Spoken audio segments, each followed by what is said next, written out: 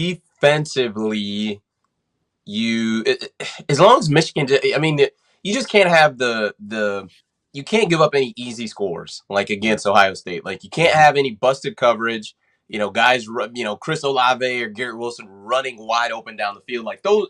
You can't have those types of things because I don't think you're equipped to be able to come back from that. To be able to, offensively overcome those types of mistakes. So I think I just think that will be the main thing, and I think your D line has got to show up. But more so to me, I think Josh Gaddis is going to be the key to next week, and I have it just as far as the flow of the play calling, I think it could be better. But I just think you're going to need him to call a really good game and bring his A game. I think your run game will be just fine. I think Ohio State has some issues stopping the run, and I think Michigan's run game is really effective, really efficient. So it's going to be it'll be important for Gaddis to just be on point, to mix it in the pass plays and taking those chunk plays when you can get them, because it would be great if Michigan could get a couple play action throws over the top of the heads of the Ohio State defense. If you can get two scores when you hit play action deep, I mean that takes a lot of pressure off of it takes pressure off everybody, the defense, it takes pressure off the offense. So if you can get a couple of those, I think you're going to be in really good shape. You can't be going. It's going to be important that. What'd you say? I said you can't have a lot of 3 and outs. That'll be demoralizing. Correct. For this Michigan defense. Because for one, like we've already said, it's hard to keep that Ohio State offense out of the end zone. Forget the field goal; it's out of the end zone. So they have to find a way to. You have to be effective and have sustained drives, but you also have to get points continuously. It's tough, man, because and I'm not saying that Ohio State is perfect, right? Ohio State struggled with Nebraska. They can have moments where they are spiraling, and that's where I take into account the impact of really getting CJ's internal quarterback clock quick. Having him not allowing him to get comfortable, because if you do that, all bets are off. Now, I also will say this. Trayvon Henderson is also a big problem.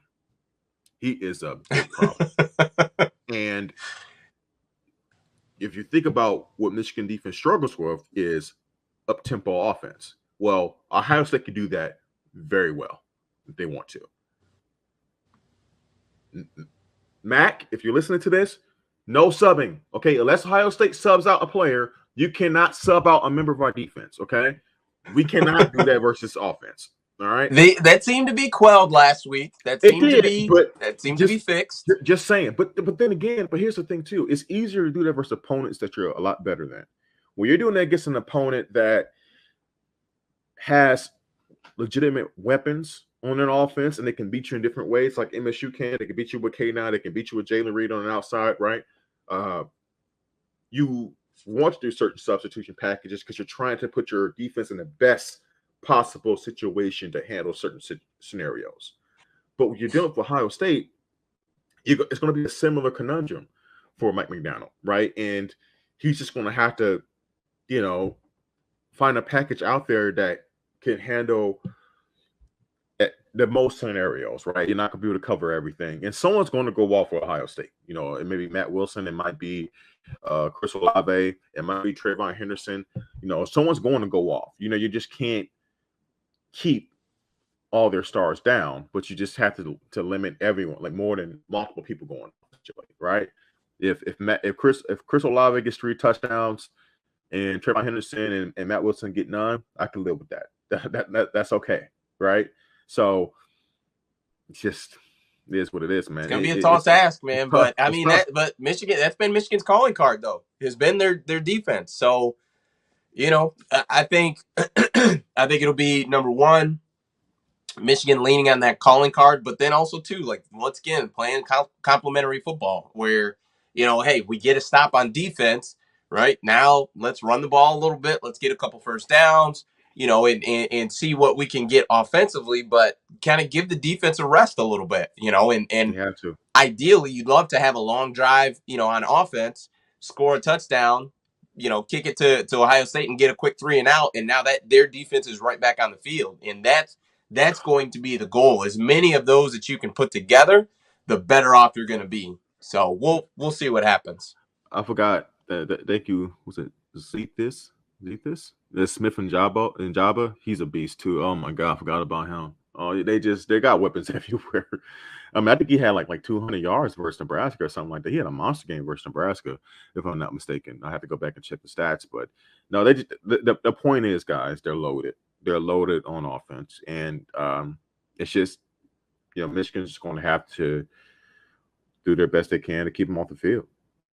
Make them work for it. It's going to be huge, man. Off the field. So last thing I want to get to, if Jim Harbaugh in Michigan is able to win this weekend, beat Maryland, and let's say they beat Ohio State next week, is all forgiven? All of the 7 years of haven't beat Ohio State up until obviously next week. The 3-3 against Michigan State and the tough record against the on the road, just all those things. Obviously, we know what it looks like, the resume. Will all be forgiven if Harbaugh is able to win Saturday against Maryland and win Saturday against Ohio State next week? Yes, because you finally broke through, right? You finally brought home the goods. You finally justified the hype. You've done what need to be done, what you've been paid to do, right? And that's what this has always been about. Any people who've been ready to move on from Jim Harbaugh, me being one of them, it was never personal. It was never because I wanted him to fail. It's because he was failing. He was not getting it done, right? But for you to come through finally, yes, you deserve some grace. You deserve some respect, and you deserve some credit. So no, I think all is forgiven. Now it doesn't mean we forget. There's still a lot of work to do, but it will be a huge it'll be huge for him and reestablishing his reputation, I believe, which is not just I think now even someone like myself who's become cynical of him in the last couple of years, I think now I view him more as a good coach. I used to view him as a great coach, right? A great coach, top 5 coach in the sport, right? Now I just view him as he's a good coach. He's not average. He's good. He's good. Jim Harbaugh, even with all his weird, quirky things from a personality standpoint, his stubbornness on offense, all the little things that may turn you off as a fan. There are a lot of programs around this country he can go to, especially like in the Pac-12 or maybe in the Big 12, wherever it is, he can go and he can have really good success, right?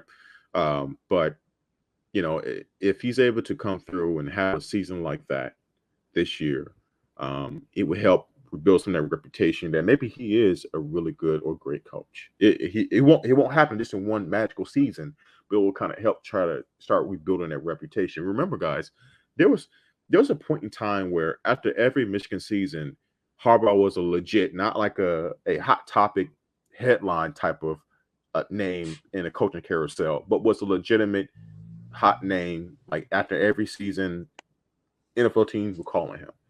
That didn't happen this past I remember specifically the Chicago Bears. I think that was when they hired Nagy. And there was a lot in with that headline. Like, I don't think it was just like I'm trying to get clicks. Like, no. I think there's a lot of substance to that as well. The Colts, because remember Andrew, this is before Andrew Luck retired. Him and Luck go back to Sanford days and the success they had together. Like there was like some legitimate smoke there. And I think Harbaugh, he never wanted to leave Michigan before he brought home the goods, so to speak. But I think it was legitimate, calls and interest, at least from the NFL side. So I think it would really help rebuild his reputation from a fan standpoint, and also in his profession and in the college level and NFL level, finding him as a attractive candidate for their school or program.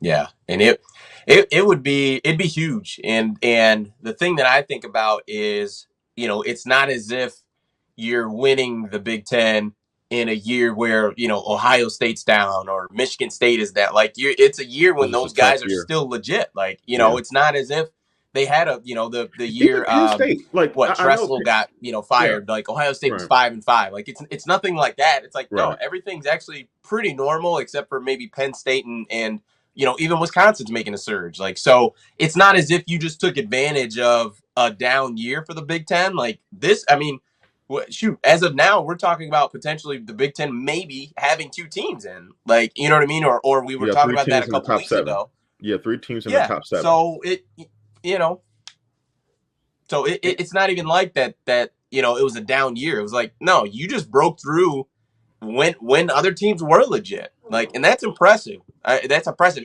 And to be fair, even if the Big Ten was down and you still did break through, I'm still going to give you the credit. You know what I mean? Like, you got to take advantage when it happens, strike on the opportunity. So Mhm. it's still not gonna, even if that were the case, but no, it'd be incredible to do it, with basically a new starting quarterback. I mean, I don't know if we exactly would call Cade a returning starter, but nonetheless, like he's had experience.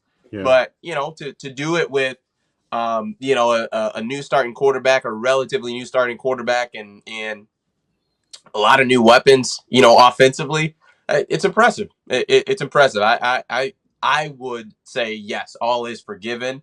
But like you said, you can't forget. So it's not like next year you can go, 5-7 and right. think everything's going to be fine. But, it'd be impressive. It'd be really impressive. And Maul said this, and it's right. This this has to be the year. And me, Des, you and I has been lockstep with this. They have to Hmm. break through it this year because guys, remember this: there is regression coming, especially at the beginning of next year. Right? You're losing a ton on defense. Your two best players, I guarantee are leaving.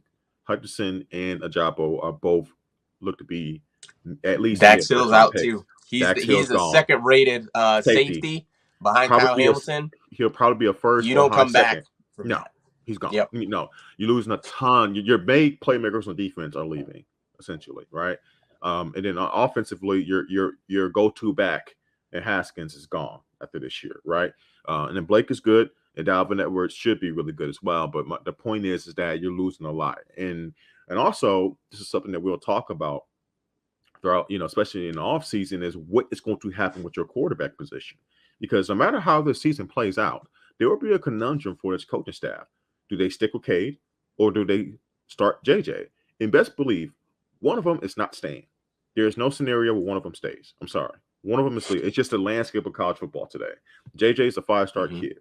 He's he gave you 1 year, but he's not going to be like, okay, I I'm ain't sitting giving out you there. two. I ain't giving you two. I'm gone. Especially nowadays where I can Well, just because throw to I'm him. sure he's got plans to try to get to the NFL, and Yes, absolutely. the more playing time you get, the more favorable in general you're looked at as as a prospect. Because more and more when you start to hear about these top quarterbacks who get drafted, the number of starts comes up, and a lot of the data that I've heard is you want a guy who gets to that 30-ish realm as far as starts. Like those guys typically have a trajectory of better as far as a rookie. Now granted, they're going to take the best guy and upside and all that stuff. So you know so yeah, but you want to give yourself the most amount of film, the most amount of tape that you can, because the NFL saw Mitchell Trubisky and how that worked out with just 11 or 13 starts, whatever he Yeah, had, and they don't want to do that again. yeah, So you got, I if JJ were to leave, or Cade were to leave, I don't blame them. Like these guys want to play. I get yeah. it. Like, and they're good enough. They're both good enough. No, but see, to D Brown's point, no, here, you have to understand the landscape of college football today. Kids, especially quarterback, and highly ranked quarterbacks. Think Justin Fields at Georgia, in recent memory, it's rare that they stick out 2 years without starting. Okay, it just is what it is because now with the transfer portal, there's not that hesitancy that, oh, I have to go somewhere else and I have to sit out a year. Now it's literally plug and play, and it's the pick of the litter of high profile programs that would take that kid on. They need a quarterback. So JJ would have plenty of options if he did not get the starting job. And if you're Cade, even at this point, it's no one in hell I'm sitting behind JJ after what I've done already to this point in the season. So it's like it just is what it is. This is part of being a bigger program, and you're recruiting at a higher level. Bama, case in point, Bama loses guys. They don't keep all their guys. You know, like it's just part. It just comes with it, right? And you have to make difficult decisions. Case in point, Clemson. Kelly Bryant took Clemson to the playoffs, and they lost against Bama. Right, the very next year, I think 2 or 3 games in, Kelly Bryant is benched for a 5-star kid by the name of, I think you heard of him, Trevor Lawrence. Okay, that guy, Kelly Bryant, was just in the playoffs the following year, and he transferred to Missouri.